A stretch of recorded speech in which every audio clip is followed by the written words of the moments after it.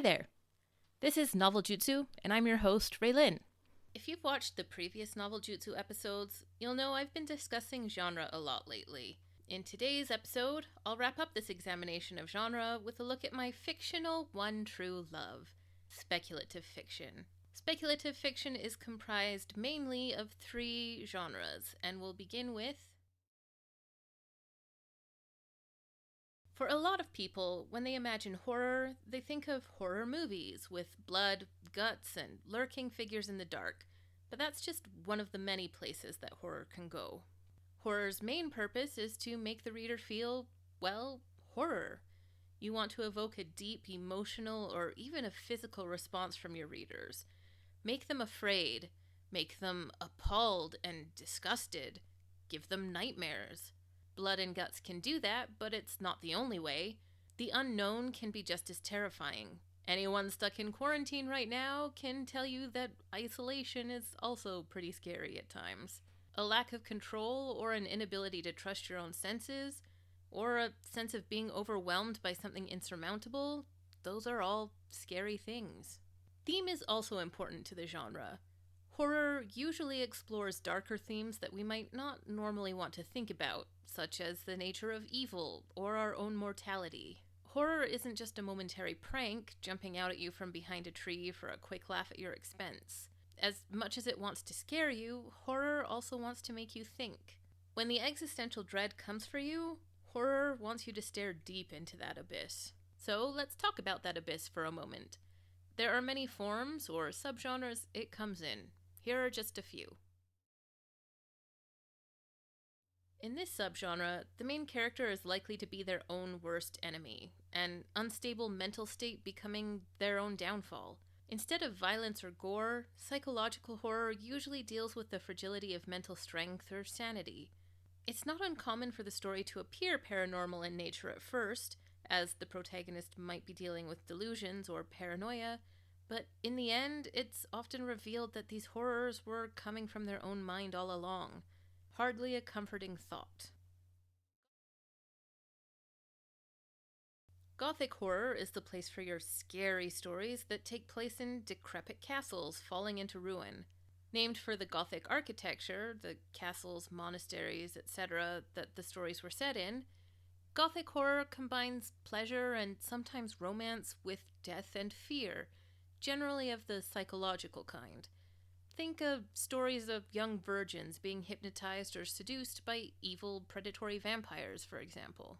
The setting of a Gothic horror novel will be important, not just to establish a spooky mood, but also to reflect the minds and the secrets of the characters living there.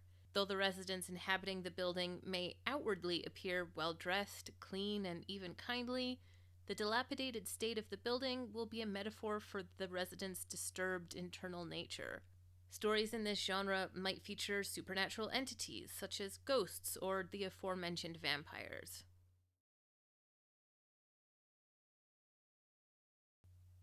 Named for an author who was one of the founders of this subgenre, in Lovecraftian or cosmic horror, you play with the reader's fear of the unknown and reflect on mankind's insignificance in the universe. Perhaps strange and powerful, even godlike beings once inhabited and reigned supreme over the earth. They may be gone for now, or asleep, or otherwise unavailable, but the threat that they will return and wreak havoc on mankind drives fear into the reader. These beings and the true history and nature of the universe are unknowable, and any character who attempts to understand them is likely to go mad.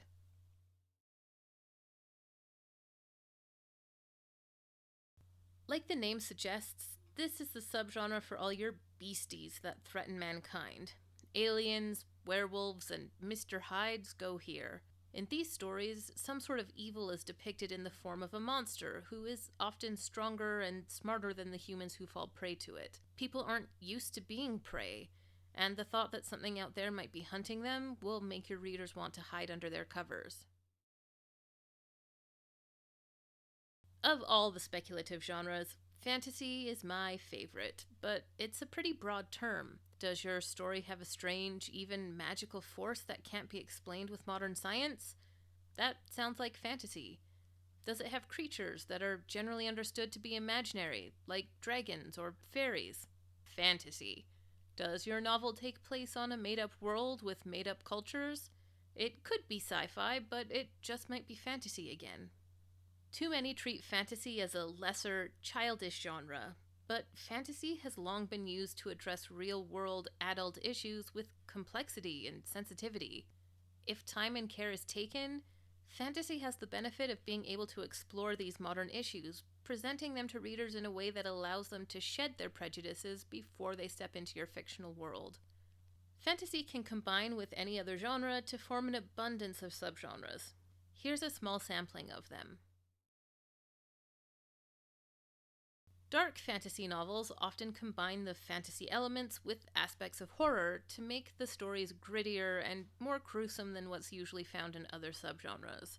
Major characters are less likely to carry the get out of death free cards so commonly found among heroes and sidekicks of other novels, and if they find themselves falling into trouble, these characters might not always be able to expect a rescue. The tone of the novels in this subgenre, then, should therefore be suitably dark and dreadful to signal to the reader what they're getting themselves into.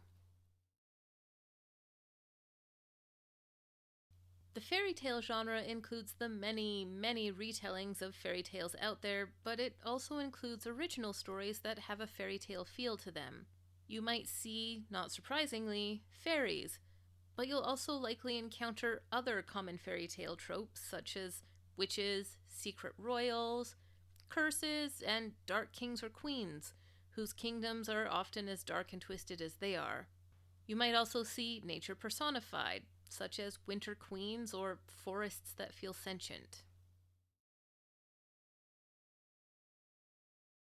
High fantasy, or epic fantasy as it's sometimes called, is for the J.R.R. Tolkiens of the world. If you love to create your own worlds and fill them with races that each have their own rich cultures and histories, this may be your playground. In a high fantasy, your plot is likely to involve high stakes that will affect your whole invented world, such as sweeping wars, the end of an empire, or a cataclysmic event that threatens the realm. In this subgenre, your story takes place in an urban setting, predominantly in the real world, and it will combine the real world with magical elements. This may include an actual magic system that you've developed, or it may include imaginary beings, such as creatures found in mythology and heroic tales, or maybe it includes both. Commonly, though it's not a requirement, your main character will be an outsider who grew up in the ordinary world, unaware of any magic or supernatural beings. Often, this character will discover and become part of a magical underground society that coexists secretly with the familiar world. Much that I said about fantasy can be said of science fiction as well. Science fiction also frequently features invented worlds and races that may have unique powers. The genre is also known for using those invented worlds and races as metaphors for real world issues like racism or colonialism. The major difference between science fiction and fantasy is, while fantasy often deals with forces or beings that are supernatural in nature, science fiction prefers its imagined worlds, beings, and metaphysical powers to be scientifically plausible, even if sometimes they have to stretch that plausibility a little for the sake of the story or for character development. Instead of magic, science fiction will have technology or unusual biology. Rather than dismissing a character with telepathic abilities as being a wizard, a science fiction novel is more likely to explain their ability with an implanted microchip, or perhaps delve into how a mutation in that character's physiology made them able to read brainwaves at a distance. Though historical science fiction absolutely exists, more often science fiction novels will be set in the future, whether that future is distant or very near, and their plot will likely deal with the future technology's impact on the world and even the universe. For our sampling of science fiction subgenres, we have in apocalyptic fiction, a catastrophic event that will threaten civilization is about to happen. In post-apocalyptic fiction, it already has, and human civilization as we know it today has fallen apart or significantly transformed. This catastrophic event can be a natural event, such as a meteor striking Earth, or a man-made one, like a nuclear war, or it could even be an alien invasion. In any case, this event will change the world drastically, and humanity will have to fight to survive. The form their survival takes, whether mankind puts aside any differences and joins together, or whether their motto is every man for himself, will largely depend on the themes of the novel and how much of a pessimist the author is. In a dystopian, something has gone very wrong in the setting of the novel, and the symptoms are usually societal. There's often a corrupt government in control. This may be a tyrannical government that has wrested control away from a legitimate one, but it's common to see a degenerate, if charismatic leader who reaps power by convincing the populace that they must give up their freedoms in exchange for an ideal such as safety, unity, or order. Sometimes the outside threat to these ideals is real, and sometimes the threat is contrived by those in power in order to maintain said power. As such, dystopian novels are often written about some aspect of our society that the author views as potentially dangerous. They will take that troubling aspect, whether it be related to government, environmental policies, religion, technology, etc., and they'll ramp it up to an extreme in order to offer a critique on it. Dystopian is its own subgenre, but it's often closely connected with post-apocalyptic fiction. In many novels, the rise of a dystopia happens in response to an apocalyptic event.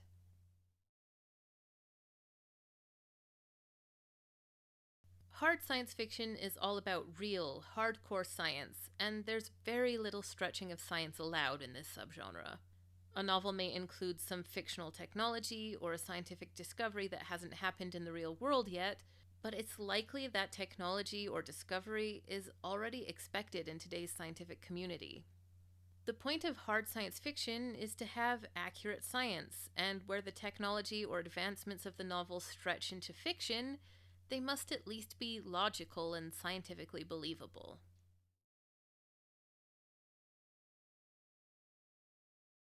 Unlike with hard science fiction, scientific accuracy isn't usually so important in a space opera. The focus here is usually on larger-than-life characters and melodramatic adventures.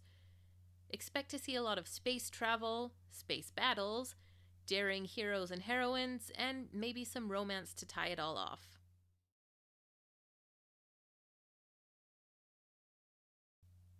Steampunk novels imagine a typically Victorian-era setting that gained steam power and steam-powered gadgetry in a time before those technologies were historically available.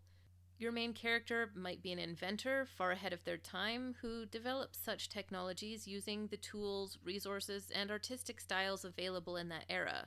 Or, if your character isn't such an inventor, there's a decent chance they'll meet one on their adventures.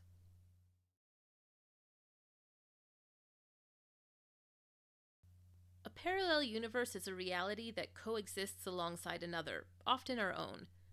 This other reality may be entirely separate from ours, with a separate history and separate laws of physics that govern the world, but often the parallel universe depicts an alternate history of our own reality, one that has fundamentally changed that reality into something relatable, but at least partly unrecognizable. The difference here between a parallel universe and other alternate history novels is that at least two realities exist within the story. In many cases, this means your main characters will travel from their own universe into another. It's not unusual to see this subgenre paired with time travel as well. Finding the genre for Project Noveljutsu was pretty easy for me. I imagine the story as a trilogy that takes our main characters to locations across an entire country of my own creation. There will be cultures and histories that I design, and maybe even a few invented creatures.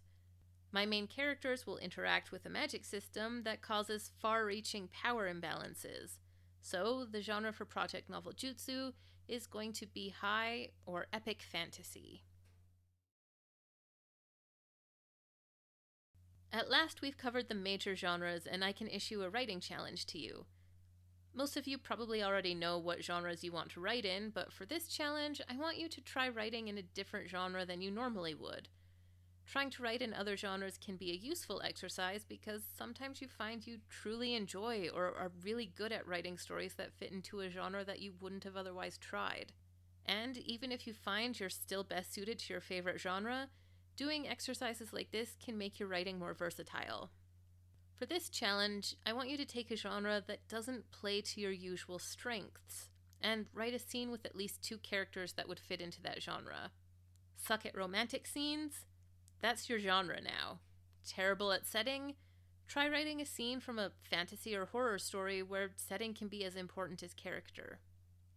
That's it for this time. If you found this episode helpful, go ahead and give it a like and consider subscribing and ringing the bell to get more Noveljutsu content.